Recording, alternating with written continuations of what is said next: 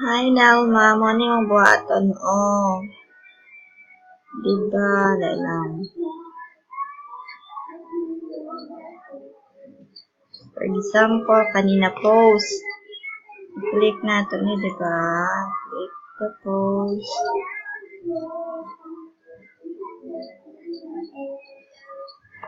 After that, option, download. After download, delete this photo means deleting the post, so delete. After that, click this. Repeat the process, download, option again, delete this photo, delete, then next option, delete, download pala, delete, next option, download,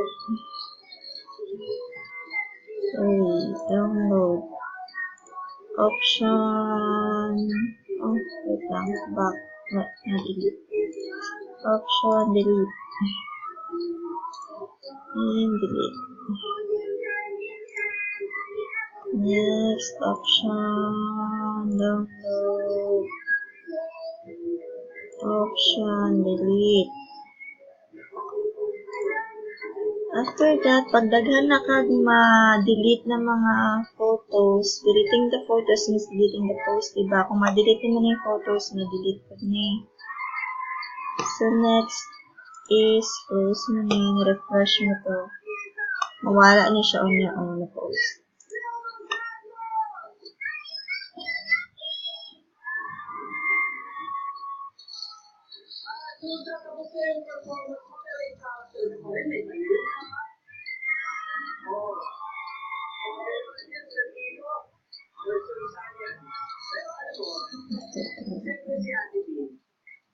Then, upload na.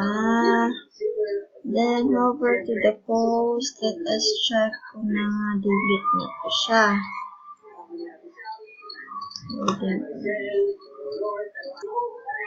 So, now, check na to siya. Kanina, di na ko siya ma-delete. So, direct ko nagka-delete sa ilalong.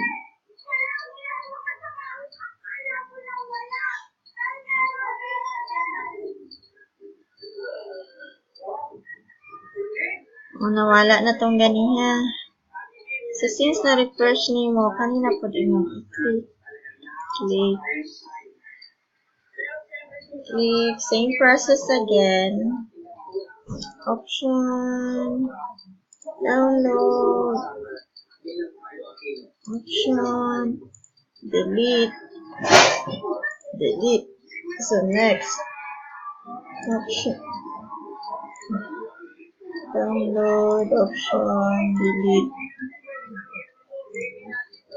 So, same process lang. Pag daghan mo ma-delete, pili mo daghan na kayo, refresh mo na siya para ma-reload. Check mo kung mga wala yun ang mga post. Sometimes, itong uban ng mga gina-delete nato sa mga pinaka-ubos na post. Okay lang na. So, as you can see, iba na pag na-post, dali na po mag-start. And that's it para paspas.